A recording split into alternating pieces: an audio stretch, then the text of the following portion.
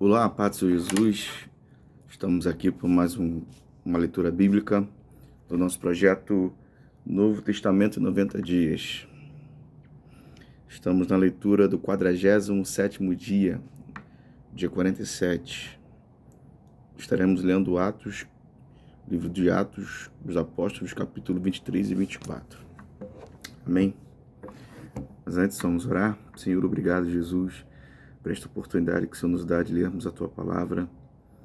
Obrigado, Senhor, pelas bênçãos e livramentos que o Senhor tem nos dado. Fica conosco, o Espírito Santo nos guia nessa leitura. Assim eu oro, em nome de Jesus Cristo. Amém. Vamos à leitura. Atos, capítulo 23. Diz assim: Paulo, fixando os olhos no Sinédrio, disse: Meus irmãos, tenho vivido até o dia de hoje com a consciência limpa diante de Deus. Mas Ananias, o sumo sacerdote, mandou aos que estavam perto de Paulo. Mas Ananias, o sumo sacerdote, mandou os que estavam perto de Paulo que lhe batessem na boca. Então Paulo lhe disse: Deus há de ferir você, parede branqueada. Você está sentado para me julgar, de acordo com a lei, e contra a lei ordena que eu seja agredido. O que estavam ali perguntando a Paulo: Você está insultando o sumo sacerdote de Deus? Paulo respondeu: Eu não sabia, irmãos, que ele é sumo sacerdote, porque está escrito: Não fale mal de uma autoridade do seu povo. Como Paulo sabia que uma parte do sinédrio se compunha de saduceus e outra de fariseus, exclamou: Irmãos, eu sou fariseu, filho de fariseus. Estou sendo julgado por causa da esperança e da ressurreição dos mortos. Ditas estas palavras, começou uma grande discussão entre fariseus e saduceus, e o sinédrio se dividiu. Pois os saduceus dizem que não há ressurreição, nem anjo, nem espírito, ao passo que os fariseus admitem todas essas coisas. Houve, pois, muita gritaria no sinédrio, e levantando-se alguns escribas que eram do partido dos fariseus, discutiam, dizendo: Não achamos neste homem mal algum, e se de fato algum espírito ou anjo falou com ele. Como a discussão ficava cada vez mais intensa, o comandante, temendo que Paulo fosse despedaçado por eles, mandou descer a guarda para que o retirassem dali e o levassem para a fortaleza. Na noite seguinte, o Senhor, pondo-se ao lado de Paulo, disse: Coragem, pois assim como você deu testemunho a meu respeito em Jerusalém, assim é necessário que você testemunhe também em Roma. Aleluia. Quando amanheceu, os judeus se reuniram e juraram que não haviam de comer nem beber enquanto não matassem Paulo. Eram mais de 40 os que se envolveram nessa conspiração. Estes foram falar com os principais sacerdotes e os anciãos, dizendo: Juramos sob pena de morte e de maldição, não comer coisa alguma, enquanto não matamos Paulo. Por isso, agora, juntamente com o sinédrio, mandem um recado ao comandante, para que ele o apresente a vocês, sob o pretexto de que desejam investigar mais acuradamente o caso dele, e nós, antes que ele chegue, estaremos prontos para matá-lo. Mas o filho do irmão de Paulo, tendo ouvido a respeito da trama, entrou na fortaleza e contou tudo a Paulo. Então este, chamando um dos centuriões, disse: Leve este rapaz ao comandante, porque tem algo a dizer. O centurião levou o rapaz ao comandante e disse: O prisioneiro Paulo me chamou e pediu que eu trouxesse à sua presença este rapaz, pois tem algo a dizer ao Senhor. O comandante pegou o rapaz pela mão e, levando-o para um lado, perguntou-lhe: O que você tem para me dizer? Ele respondeu: Os judeus decidiram pedir ao Senhor que amanhã apresente Paulo no sinédrio, sob o pretexto de que desejam fazer uma investigação mais acurada a respeito dele. Não se deixe persuadir, porque mais de 40 deles armaram uma emboscada, fizeram um pacto de, sob pena de maldição, não comer nem beber, enquanto não matarem Paulo. E agora estão prontos, esperando que o Senhor prometa atender o pedido deles. Então o comandante despediu o rapaz, recomendando-lhe que não dissesse a ninguém ter lhe trazido estas informações. Chamando 2 centuriões, ordenou: tenham de prontidão 200 soldados, 70 cavaleiros e 200 lanceiros para irem até Cesareia, a partir das 9 horas da noite. Preparem também animais para fazer Paulo montar, e levem-no em segurança ao governador Félix. O comandante escreveu uma carta nestes termos: Cláudio Lísias, ao excelentíssimo governador Félix, saudações. Este homem foi preso pelos judeus e estava prestes a ser morto por eles, quando eu, sobrevindo com a guarda, o livrei, por saber que era romano. Querendo certificar-me do motivo que o acusaram, levei-o ao sinédrio deles.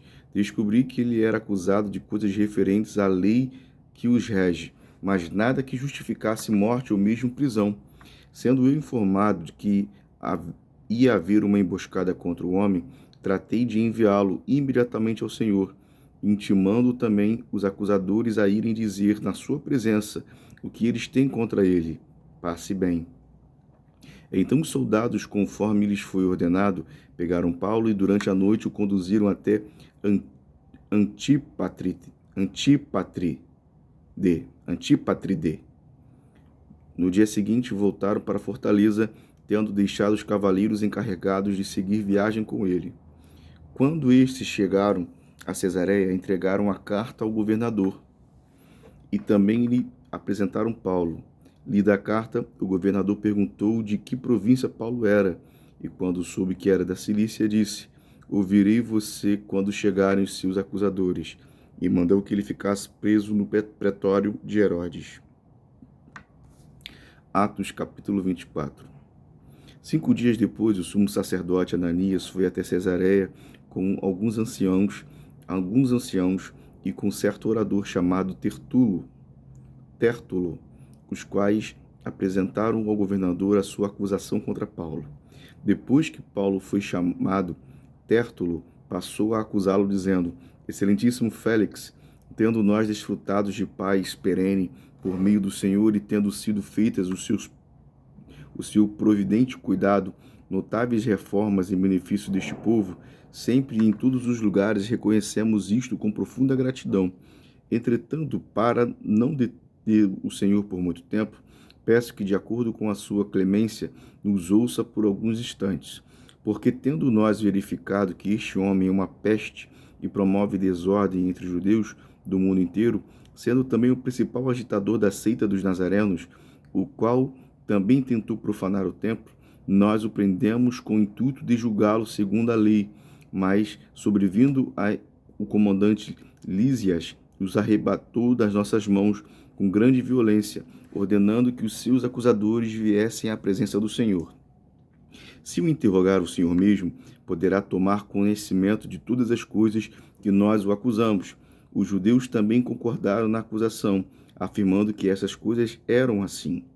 Quando o governador fez sinal para que Paulo falasse, ele disse: sabendo que há muitos anos o Senhor é juiz desta nação, sinto-me à vontade para me defender. O Senhor mesmo pode verificar que não se passaram mais de 12 dias desde que fui a Jerusalém para adorar a Deus, e que não me acharam no templo discutindo com ninguém, nem agitando o povo, fosse nas sinagogas ou na cidade, nem podem provar diante do Senhor as acusações que agora fazem contra mim. Porém, confesso ao Senhor que, segundo o caminho a que chamam seita, assim eu sirvo a Deus, ao Deus de nossos pais, acreditando em todas as coisas que concordam com a lei e os escritos dos profetas, tendo esperança em Deus, como também estes têm, de que haverá ressurreição, tanto de justos como de injustos. Por isso, também me esforço por ter sempre uma consciência pura diante de Deus e dos homens. Depois de anos, vim trazer donativos para o meu povo e também fazer ofertas, e foi nesta prática que alguns judeus da província da Ásia me encontraram, já purificado no templo, sem ajuntamento de povo e sem tumulto, os quais deviam comparecer diante do Senhor e fazer as acusações se tivessem alguma coisa contra mim. Ou então, estes homens que estão aqui digam que crime acharam em mim por ocasião do meu comparecimento diante do Sinédrio. Salvo estas palavras que clamei, estando entre eles, hoje estou sendo julgado por vocês por causa da ressurreição dos mortos. Então Félix, conhecendo mais acuradamente as coisas relacionadas com o caminho, adiou a causa dizendo: quando chegar o comandante Lísia, tomarei uma decisão a respeito do caso de vocês. E ordenou ao centurião que conservasse Paulo na prisão, tratando-o com tolerância e não impedindo que os seus próprios o servissem. Passados alguns dias, Félix veio a Drusila, veio com Drusila, sua mulher, que era judia, mandou chamar Paulo e passou a ouvi-lo a respeito da fé em Jesus Cristo. Quando Paulo começou a falar sobre a justiça, o domínio próprio e o juízo vindouro, Félix ficou amedrontado e disse: Por agora você pode retirar-se, e quando eu tiver oportunidade mandarei chamá-lo.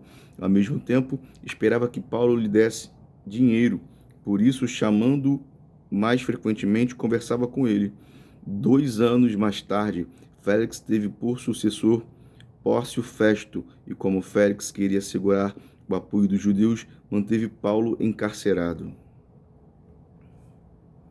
E assim encerramos a leitura do dia 47. Amém? Vamos agradecer ao Senhor. Senhor, obrigado por este momento que passamos lendo a Tua Palavra, que ela fique guardada no nosso coração, que acrescente sabedoria, conhecimento do alto dos céus. Nos ajude a ser testemunha do Senhor, assim como Paulo foi. Ser conosco, fica conosco. Assim eu oro em nome de Jesus Cristo. Amém. Que Deus abençoe a todos.